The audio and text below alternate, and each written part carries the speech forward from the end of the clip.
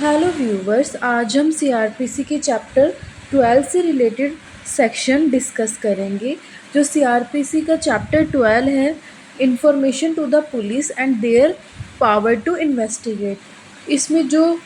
Section 154 है वो FIA के प्रोविज़न से डील करता है। इसका सबसेक्शन 1 बात करता है कि every information relating to the commission of cognizable offence, अगर कोई भी इंफॉर्मेशन मिलती है कॉग्निजेबल ऑफेंस से related, if given orally or an officer in charge of police station, अगर दी जाती है, shall be reduced in writing by him, और तो वो उसको राइटिंग में लिखेंगे और under his direction and be read over to the informed, and every such information whether given to the writing or reduced to writing efforts shall be signed by person giving it, और उस person के द्वारा sign कराया जाएगा जिसने उसको दिया है, and the substance thereof shall be enter in book to be kept by such officer, और एंटर करेंगे उस बुक में रखेंगे। इन सच फॉर्म है स्टेट गवर्नमेंट में प्रिस्क्राइब इन दिस बिहाफ, जो स्टेट गवर्नमेंट ने प्रिस्क्राइब कर रखी है। उसके बाद जो इसका प्रोविज़ो है वो बात करता है that if the information to given by the women, अगर कोई इंफॉर्मेशन वुमेन के द्वारा दी जाती है, और ये जो प्रोविज़ो है वो 2013 में ऐड हुआ है। Women whom an offence under section 326A, section 326B, section 354, 354A, and section 354B, 354C, D, 376, 376A, B, C, D, E, and 509 of IPC is alleged to have been committed or attempt, then such information shall be recorded by woman police officer or any woman officer। Means कि अगर कोई भी women information देती है, जो offence इस type के हैं जो सेक्शन बताए गए सेक्सुअल नेचर के ऑफेंसेस है, तो वो रिकॉर्ड किसके द्वारा किए जाएंगे? वो रिकॉर्ड ना वुमेन पुलिस ऑफिसर के द्वारा ही किया जाएगा, और या फिर किसी वुमेन ऑफिसर के द्वारा। उसके बाद इसके बाद प्रोविज़ो बात करते हैं in the event that a person against whom an offence under section 354, section 354A, B, C, D, section 376A, 376B, C, D, section 509 for IPC is alleged to have been committed or attempt is temporary or permanent mentally or physically disabled, then such information shall be recorded by a police officer as the residence of the person seeking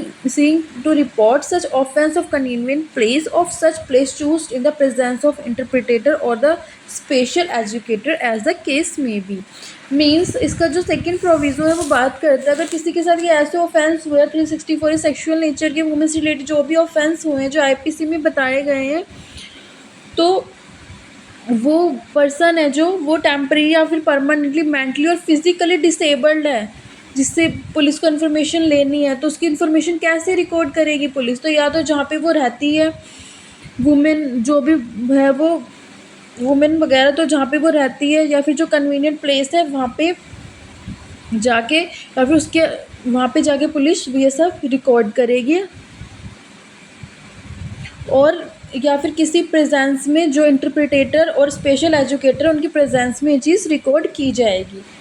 उसके बाद है the recording of such information shall be videograph, और जो recording होगी information की वो videographed होगी। The police officer shall get the statement of person recorded by judicial magistrate under clause A of subsection 5A of section 164 as soon as possible.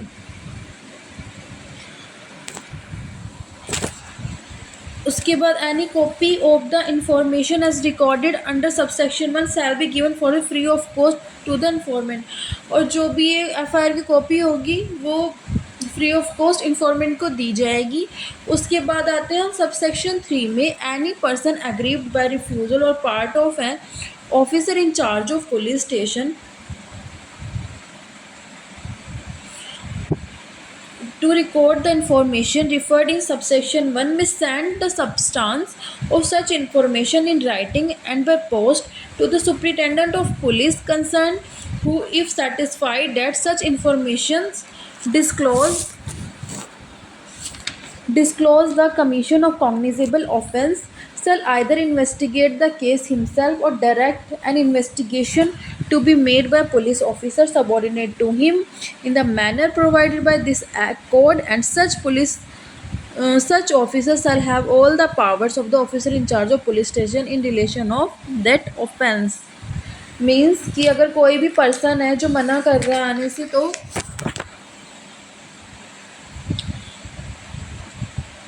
और मतलब कि यदि कोई भी जो पुलिस थाने के ऑफिसर इंचार्ज को इतला की मतलब कि अभिलिखित करने से जो मना कर देता है, ऐसी इतला का सार लिखित रूप में और डाक द्वार संबंध पुलिस अधीक्षक को भेज सकता है, मतलब वो भेज सकता है, मतलब कि बाय पोस्ट। और यदि उसका यह समाधान हो जाता है कि ऐसी इतला से किसी मतलब ऐसा लगता है कि भाई उसकी इन्फॉर्मेशन से कि किसी कॉग्निजेबल ऑफेंस किया जाना है होगा, मतलब कोई कॉग्निजेबल होने वाला, तो या तो स्वयं मामले का तो वो खुद इन्वेस्टिगेशन करेंगे इस कॉग्निजेबल ऑफेंस का, shall either investigation case himself and direction, और या फिर डायरेक्शन देंगे, या तो वो खुद करेंगे या फिर अपने किसी सबॉर्डिनेट के द्वारा कराएंगे। और अगर उनका सबॉर्डिनेट करेगा ना इन्वेस्टिगेशन, तो ये वो माना जाएगा कि वो उसी तरीके से कर रहा है जैसे office in charge of police station है वो इन दैट ऑफेंस की इस मामले में, वैसी उसको शक्तियाँ होंगी। उसके बाद हम बात करते हैं सेक्शन 155। जो सेक्शन 155 है वो बात करता है information and as to non cognizable cases and information investigation of such cases. मतलब कि इन्फॉर्मेशन मिलती है अगर हमें नॉन कॉग्निजेबल केसेस की, तो इनकी इन्वेस्टिगेशन कैसे होगी, मतलब नॉन कॉग्निजेबल में लेस सीरियस केसेस के बारे में हम डिस्कस करेंगे। When information is given to an police officer in charge of police station of the commission within the limits of such station of a non-cognizable offence, he shall enter to cause to be entered the substance of information in a book kept by such officer in such form of state government। मतलब उनको information मिलती है अपनी limits में, तो वो उसको जो बुक में करेंगे, जो भी उनका एफआईआर रजिस्टर टाइप होता है उसमें जो स्टेट गवर्नमेंट के द्वारा प्रिस्क्राइब है, और इन्फॉर्म करेंगे मजिस्ट्रेट को। और no police officer shall investigate a non cognizable offence without the order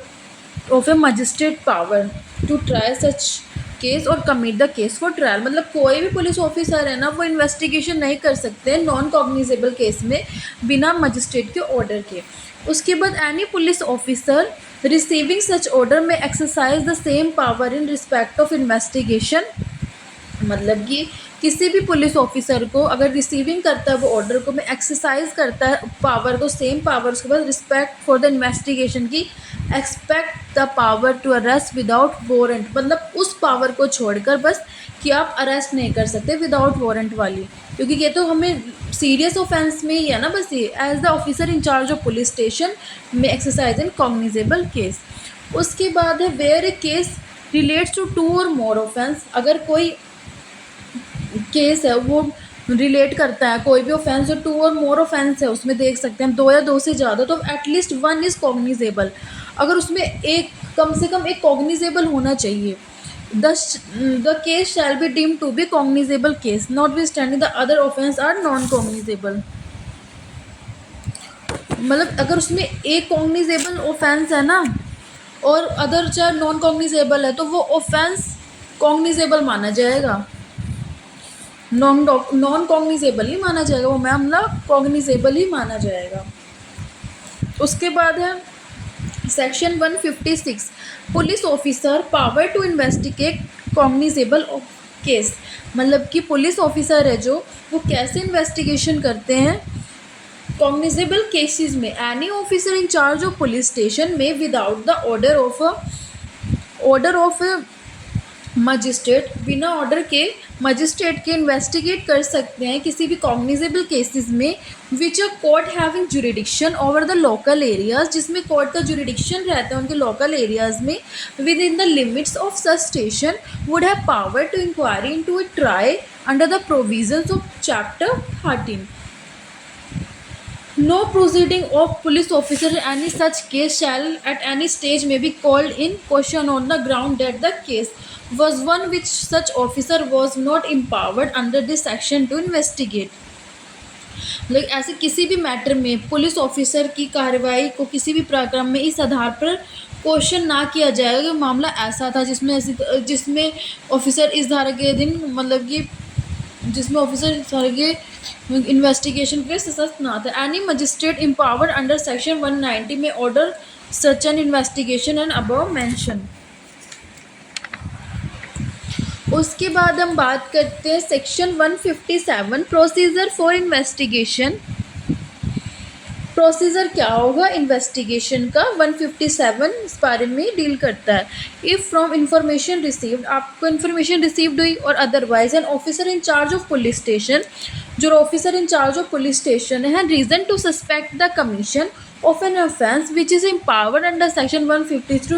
156 to investigate, he shall forthwith send a report of the same to magistrate empowered to take cognizance of such offence upon police report, and shall proceed in person or shall depute one of his subordinate officer not below the rank not being below such rank as the state government may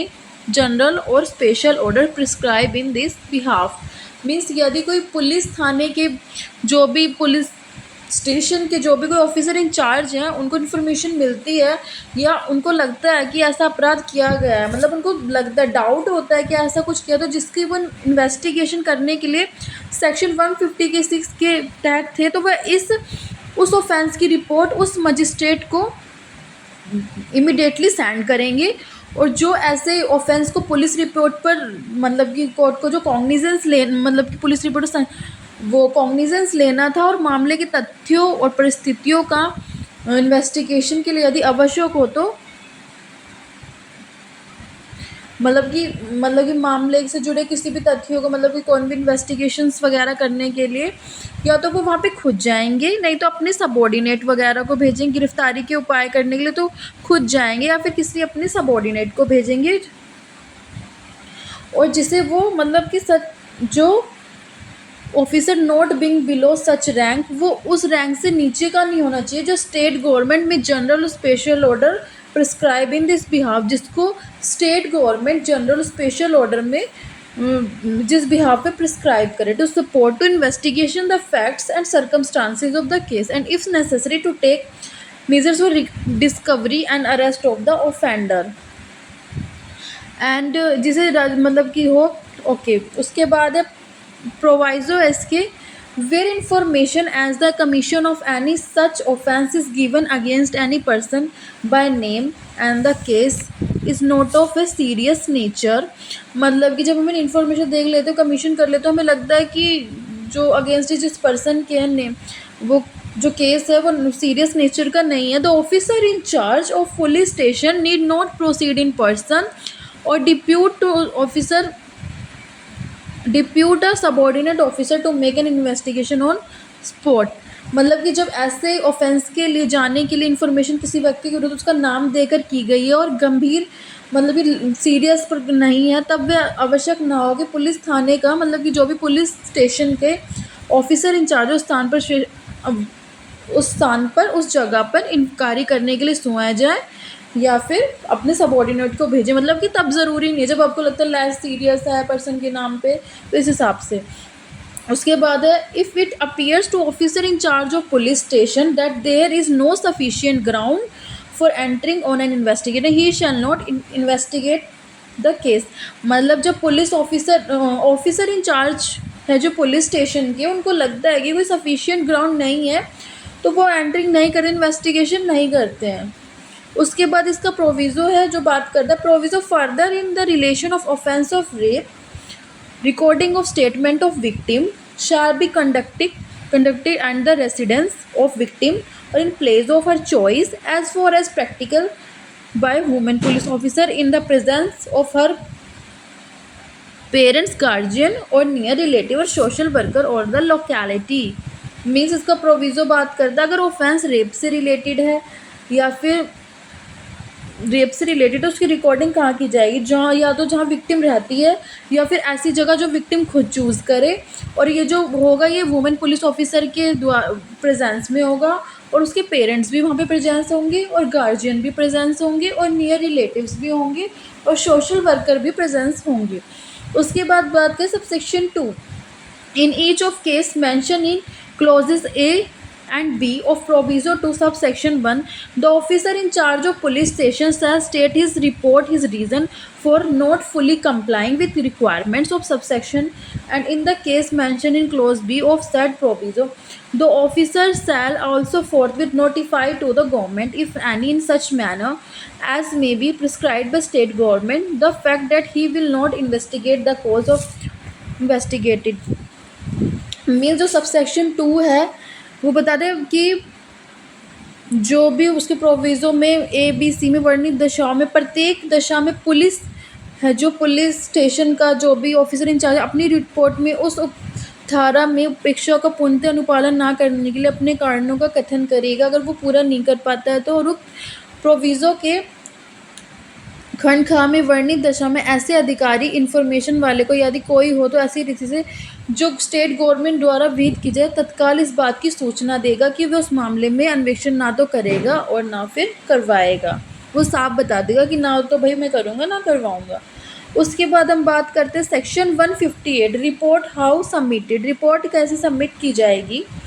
every report send to magistrate under section 57, report भेज दी गई है, send कर दी गई है magistrate को 57 के according. If the state government so directs, जो स्टेट गवर्नमेंट डायरेक्ट देगी, to be submitted through such superior officer of police station and the state government with general और special order appoints in this behalf. तो जो भी वो report है जो police के ऐसे सीनियर ऑफिसर के माध्यम से उनके थ्रू दी जाएगी और जिसे स्टेट गवर्नमेंट साधारण करेगी, उनके बिहाफ पे करेगी। उसके बाद सबसेक्शन 2 है such superior officer may give sir instruction to the officer in charge of police station. और जो हमारे सुपीरियर ऑफिसर हैं वो इंस्ट्रक्शंस देंगे officer in charge of police station को as a thing which shall after recording such instruction on such report transmit the same without delay the magistrate. जो भी ऐसे हमारे सीनियर ऑफिसर हैं और तो वह जैसा ठीक समय उस रिपोर्ट पर सुनादेशों को अभिलिखित करने के पश्चात अगले मजिस्ट्रेट को पास भेज दें, मतलब बिना देरी के वो मजिस्ट्रेट को भेज देंगे विदाउट डिले। उसके बाद बात करते हैं 159, पावर टू होल्ड इन्वेस्टिगेशन और प्रिलिमिनरी इंक्वायरी। 159 बात करता है such magistrate on receiving such report may direct an investigation. कोई मजिस्ट्रेट रिसीव लेता रिपोर्ट कर लेता है तो मैं डायरेक्ट करता है investigation of he thinks which जैसे उसको ठीक लगे एट वंस प्रोसीड और depute any magistrate subordinate to him proceed, या फिर अपने सबॉर्डिनेट से भी कराता है to hold a preliminary inquiry into or otherwise to dispose of the case of manner provided in this code. उसके बाद हम बात करते हैं section 160, police officer power to require attendance of witness. मतलब पुलिस है जो उसकी पुलिस ऑफिसर की पावर रिक्वायर अटेंडेंस लेने की विटनेस की। Any police officer making an investigation के अंडर दिस चैप्टर में ऑर्डर इन राइटिंग, जो ऑर्डर होगा वो राइटिंग में होगा, require the attendance before himself और any person being with in the limits of his own office of any adjoining station who from the information given or otherwise appears to be with the facts and circumstances of the case and such person shall attend so required। मतलब जो कोई भी police officer है वो इस chapter के according investigation कर रहा है तो अपने पुलिस स्टेशन की या किसी पास के पुलिस स्टेशन की सीमाओं के अंदर जुरिडिक्शन के अंदर विद्यमान किसी ऐसे व्यक्ति से जिसकी दी गई इन्फॉर्मेशन से या अन्यथा उस मैटर के फैक्ट और सर्कमस्टांसिस से वो परिचित होना, मतलब उसको पता है, उसको नोन है वो, तो अपने समक्ष हाजिर होने की अपेक्षा मतलब कि प्रेजेंस की अपेक्षा लिखित रिटर्न ऑर्डर में कर सकता है और वो पर्सन प्रेजेंस होगा। उसके बाद जो इसका प्रोविज़ो है वो बात करता है that no male person under the age of 65 year or above the age of 60 नहीं under the age of 15 years or age of 65 years or a woman of mentally physically disabled person shall be required to attend any place other than the place in which male person or woman resides means जो इसका proviso है वो बात करता है किसी भी पुरुष जो 15 वर्ष से कम आयु का या तो कोई 15 वर्ष से कम आयु का बच्चा है या फिर कोई 65 वर्ष से अधिक जो कि 65 अधिक से अधिक या कोई बुज़ुर्ग वगैरह है 65 की एज से अधिक या किसी जो कोई वुमेन है जो कि मेंटली और फिज़िकली उसको कुछ नहीं पता ठीक नहीं है तो ऐसे पुरुष स्त्री निवास करते हैं किसी स्थान पर हाजिरी परीक्षा नहीं की जाएगी तो वो जहाँ निवास करते हैं वहीं वो देखा जाएगा उनसे कोई हम वो नहीं लगा सकते अपेक्षा नहीं है कोई रिक्वायरमेंट्स नहीं है कि वो उस प्लेस पर आएँ। उसके बाद सबसेक्शन 2 बात करता है द स्टेट गवर्नमेंट में by rules made in this behalf provides for the payment by the police officer eight reasonable expenses of every person attending under subsection 1 at any place other than the residence मतलब अपने जो residence place है सिर्फ किसी अन्य place पर subsection 1 के अधीन अटेंडेंस के लिए प्रत्येक व्यक्ति के लिए उचित खर्चों का पुलिस अधिकारी द्वारा सांधे कराने के लिए राज्य सरकार इस नियमित बनाए गए नियमों द्वारा बंद कर सकती है। मतलब कि जो स्टेट गवर्नमेंट रूल्स बनाएगी उसके अकॉर्डिंग एक्सपेंसेस वगैरह का वो देखा जाएगा। आज हमने सीआरपीसी के सेक्शन 154 से लेकर 160 तक डील किए हैं। आई होप आपको सारे सेक्शन अच्छे से कवर हुए होंगे और आगे के सेक्शन के लिए आगे के लेक्चर के लिए बने रहिए। Thank you.